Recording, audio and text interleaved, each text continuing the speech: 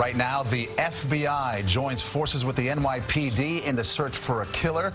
Investigators searching from the sky and the ground, looking to solve a murder mystery. Good evening, everyone. I'm Maurice Dubois. And I'm Christine Johnson. A public plea from police tonight, just 2 days after a young jogger was killed near her Queens home. Investigators are concerned the suspect could strike again. CBS 2's Valerie Castro live in Howard Beach with new information tonight. Valerie.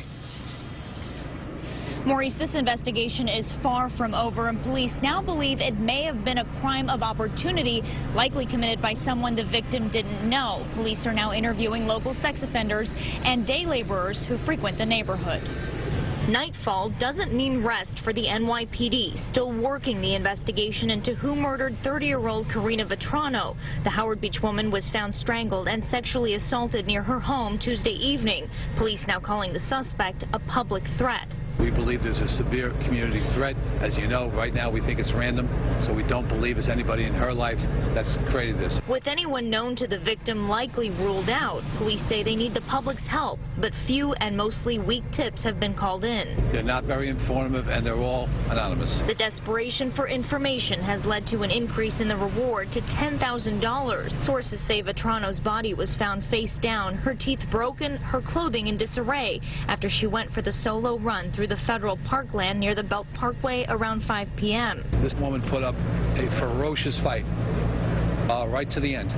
So she was beaten quite severely, which suggests that she put up a big fight. Wednesday, police hacked away at the tall grass near the crime scene, cutting it down with heavy equipment and raking through it for clues.